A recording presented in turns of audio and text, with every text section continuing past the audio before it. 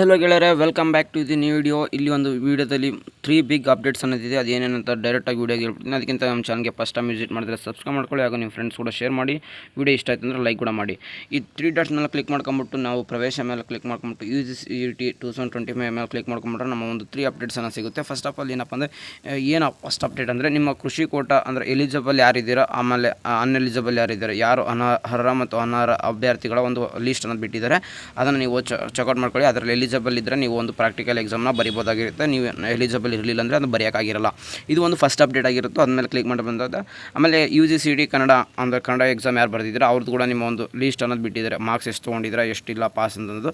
ಇದರಲ್ಲಿ ಮಿನಿಮಮ್ ನಿಮಗೆ 12 ಮಾರ್ಕ್ಸ್ ಅನ್ನೋದು ಪಾಸಿಂಗ್ ಮಾರ್ಕ್ಸ್ ಆಗಿರುತ್ತೆ. ನೀವು ನೀವು ಹೆಂಗೆ ಚೆಕ್ ಮಾಡಬೇಕಂತಂದರೆ ನಿಮ್ಮ ಇಲ್ಲಿ ಚೆಕ್ ಮಾಡೋ ಕೂಡ ಒಂದು ಆಪ್ಷನ್ ಇದೆ. ಅಲ್ಲಿ ನಿಮ್ಮ ಒಂದು ರಿಜಿಸ್ಟರ್ ನಂಬರ್ನ ಚೆಕ್ ಮಾಡ್ಬೋದು. ಇಲ್ಲಾಂದರೆ ನಿಮ್ಮ ನೇಮ್ ಚೆಕ್ ಮಾಡ್ತಾ ಹೋದರೆ ತುಂಬ ಸ್ಟೂಡೆಂಟ್ಸ್ ಸಿಗ್ತಾ ಹೋಗ್ತಾರೆ.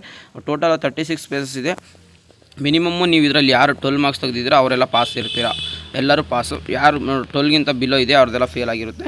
ಮಿನಿಮಮ್ ಇದರಲ್ಲಿ 12 ಮಾರ್ಕ್ಸ್ ಆಗಿರುತ್ತೆ. ಕನ್ನಡ ಎಕ್ಸಾಮ್ ಯಾರು ಬರ್ತಿದ್ದಾರೆ 12ಗಿಂತ ಮೇಲೆ ಬಂದದ್ದೆಲ್ಲ ಪಾಸ್ ಆಗಿರುತ್ತೆ. ಇದು ಸೆಕೆಂಡ್ ಅಪ್ಡೇಟ್ ಆಗಿತ್ತು. ಥರ್ಡ್ ಅಪ್ಡೇಟ್ ಬಂದ್ಬಿಟ್ಟು ನಿಮಗೆ ಏನು ಕೀ ಆನ್ಸರ್ ಬಿಟ್ಟಿದ್ರು ಅದರದ್ದು ಒಂದು ನಿಮ್ಮ ಒಂದು ಗ್ರೇಸ್ ಮಾರ್ಕ್ಸ್ ಅನ್ನೋದು ಬಿಟ್ಟಿದ್ದಾರೆ. ಅದ್ರದ್ದು ಫುಲ್ ಕಂಪ್ಲೀಟ್ ಎಕ್ಸ್ಪ್ಲನೇಷನ್ಸು ನನ್ನ ವೀಡಿಯೋದಲ್ಲಿದೆ, ಹೋಗಿ ಚೆಕ್ಔಟ್ ಮಾಡ್ಕೊಳ್ಳಿ. ಯಾವ ಥರ ಮಾರ್ಕ್ಸ್ ಕೊಟ್ಟಿದ್ದಾರೆ ಅನ್ನೋದು ಕೂಡ ಅದರಲ್ಲಿ ನಿಮಗೆ ಹೇಳಿದ್ದೀನಿ ಡೀಟೇಲಾಗಿ. ಯಾವ ಥರಪ್ಪ ಅಂದರೆ ಏನಿಲ್ಲ, ಇಲ್ಲಿ ಪರಿಷ್ಕೃತ ಕೀ ಆನ್ಸರ್ಗಳು ಅಂತ ಬಿಟ್ಟಿದ್ದಾರೆ. ಅದನ್ನು ಕ್ಲಿಕ್ ಮಾಡ್ಕೊಂಬಿಟ್ರೆ ನಿಮಗೆ ಇಲ್ಲೊಂದು ಕೀ ಆನ್ಸರ್ಸ್ ಬಿಟ್ಟಿದ್ದಾರೆ. ಅದನ್ನು ಯಾವ ಥರ ಅಂದರೆ ಒಂದು ಎಕ್ಸಾಂಪಲ್ ನಿಮಗೆ ಒಂದು ಏನು ಹೇಳಬೇಕಂದ್ರೆ, ನಾವು ಒಂದು ಎಕ್ಸಾಂಪಲ್ ಹೇಳ್ತೀನಿ. ಅದರಲ್ಲಿ ಇನ್ನೂ ಸ್ವಲ್ಪ ಜನ ಅರ್ಥ ಆಗಿಲ್ಲ ಅಂತಿದ್ರು ನೋಡಿ. ನಿಮ್ಮ ಒಂದು A1 ವರ್ಷನಲ್ಲಿ ಫಸ್ಟ್ ಕ್ವಶನ್ ಆಗಿರುತ್ತೆ. ಅದಕ್ಕೆ ಆಪ್ಷನ್ ಅನ್ನೋದು 4 ಆಗಿತ್ತು. ಅದಕ್ಕೆ ಇವಾಗ ಗ್ರೇಸ್ ಮಾರ್ಕ್ಸ್ ಅನ್ನೋದು ಕೊಟ್ಟಿದ್ದಾರೆ. ಆಪ್ಷನ್ 4 ಆಗಿತ್ತು. ಹಾಗೂ A1 ವರ್ಷನಲ್ಲೇ ಒಂದು 34th ಕ್ವಶನ್ಸ್ಗೆ ಅದಕ್ಕೆ ಆಪ್ಷನ್ ಆನ್ಸರ್ ಬಂದ್ಬಿಟ್ಟು ನಮ್ಮ ಒಂದು ಕೀ ಆನ್ಸರ್ಸ್ ಬಿಟ್ಟದಾಗೆ ಅದು 3 ಆಪ್ಷನ್ ಆಗಿತ್ತು. ಈಗ ಎಡಿಟ್ ಮಾಡಿಬಿಟ್ಟು ಅದಕ್ಕೆ ಆಪ್ಷನ್ 4th ಆಗಿದೆ, ಅಂದರೆ D ಆಪ್ಷನ್ ಆಗಿದೆ. ಅದೇ ಥರ ನಿಮ್ಮ ಒಂದು ವರ್ಷನ್ಸು ಹಾಗೂ ಕ್ವಶನ್ ನೋಡ್ಕೊತ ಬನ್ನಿ.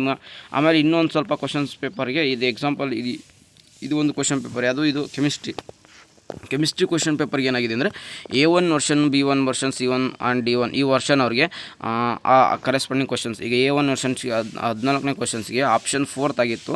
ಬಟ್ ಈಗ ಕೀ ಆನ್ಸರ್ಸ್ ನಿಮಗೆ ಮಾಡಿಫೈ ಮಾಡೋಕ್ಕೆ ಫೀಡ್ಬ್ಯಾಕ್ ಕೊಟ್ಟಿದ್ದಾರಲ್ಲ, ಆವಾಗ ನಿಮಗೆ ತುಂಬ ತಜ್ಞರೆಲ್ಲ ಕೂತ್ಕೊಂಡು ಆಪ್ಷನ್ 4th ಕರೆಕ್ಟ್ ಆಗುತ್ತೆ, ಆನ್ಸರ್ ಫಸ್ಟು ಕರೆಕ್ಟ್ ಆಗುತ್ತೆ, ಆಪ್ಷನ್ A ಕೂಡ ಕರೆಕ್ಟ್ ಆಗುತ್ತೆ ಅನ್ನೋಕ್ಕೆ ನೀವು ಆಪ್ಷನ್ A ಹಾಕಿರಿ ಮತ್ತು D ಹಾಕಿರಿ, ನಿಮಗೆ ಮಾರ್ಕ್ಸನ್ನು ಸಿಗುತ್ತೆ. ಎರಡರಲ್ಲಿ ಯಾವ್ದು ಹಾಕಿರೋ ಸಿಗುತ್ತೆ. ಬಟ್ ಬೇರೆದು ಹಾಕಿದರೆ ನಿಮಗೆ ಮಾರ್ಕ್ಸನ್ನು ಸಿಗೋದಿಲ್ಲ. ಇದೊಂದು 3 ಅಪ್ಡೇಟ್ಸ್ ಆಗಿತ್ತು. ಮೇನ್ ಯಾವುದಾದಪ್ಪ ಒಂದು KCTಲಿ ಒಂದು ನಿಮ್ಮ ಒಂದು ಅಗ್ರಿ ಪ್ರಾಕ್ಟಿಕಲ್ ಎಕ್ಸಾಮ್ದು ಎಲಿಜಿಬಿಲಿಟಿ ಲಿಸ್ಟು ಹಾಗೂ ಮತ್ತು ನಿಮ್ಮ ಒಂದು ಕನ್ನಡ ಮಾರ್ಕ್ಸು ಹಾಗೂ ನಿಮ್ಮ ಒಂದು ಗ್ರೇಸ್ ಮಾರ್ಕ್ಸ್ ಅನ್ನೋದು ಬಿಟ್ಟಿದ್ದಾರೆ. ಹೋಗಿ ಚೆಕ್ಔಟ್ ಮಾಡ್ಕೊಳ್ಳಿ. ಇದ್ರ ಮೇಲೆ ಜಸ್ಟ್ ಕ್ಲಿಕ್ ಮಾಡಿದ್ರೆ ನಿಮ್ಮ ಒಂದು ಎಲಿಜಿಬಲ್ ಲಿಸ್ಟ್ ಬರುತ್ತೆ. ಅದರಲ್ಲಿ ಹೋಗಿ ಚೆಕ್ ಮಾಡ್ಕೊಂಡು ನೀವು ಪ್ರಾಕ್ಟಿಕಲ್ ಎಕ್ಸಾಮ್ ಬರೀ.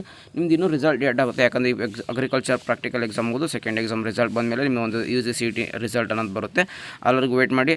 ಇನ್ನೇನು ಅಪ್ಡೇಟ್ಸ್ ಇದ್ದರೆ ನಾನು ತಿಳಿಸ್ತಾ ಇರ್ತೀನಿ. ನನ್ನ ವಾಟ್ಸಪ್ ಚಾನಲ್ ಕೂಡ ಜಾಯ್ನ್ ಆಗಿ, ವಾಟ್ಸಪ್ ಗ್ರೂಪಲ್ಲಿ ಕೂಡ ಜಾಯ್ನ್ ಆಗಿರಿ. ಯಾಕಂದರೆ ಟೈಮ್ ಟು ಟೈಮ್ ಅಪ್ಡೇಟಲ್ಲಿ ಸಿಗ್ತಾ ಇರುತ್ತೆ. ಮುಂದೆ ನಿಮ್ಮ ಆಪ್ಷನ್ ಎಂಟ್ರಿ ಕೌನ್ಸಿಲಿಂಗ್ ಎಲ್ಲ ನಾನು ಹೇಳ್ತೀನಿ. ಅದಕ್ಕೋಸ್ಕರ ನಮ್ಮ ಒಂದು ಯೂಟ್ಯೂಬ್ ಚಾನಲ್ಗೆ ಸಬ್ಸ್ಕ್ರೈಬ್ ಆಗಿರಿ. ಸಿಗೋಣ ಗೈಸ್ ನೆಕ್ಸ್ಟ್ ವಿಡಿಯೋದಲ್ಲಿ. Good day guys, take care, love you all, tata, bye.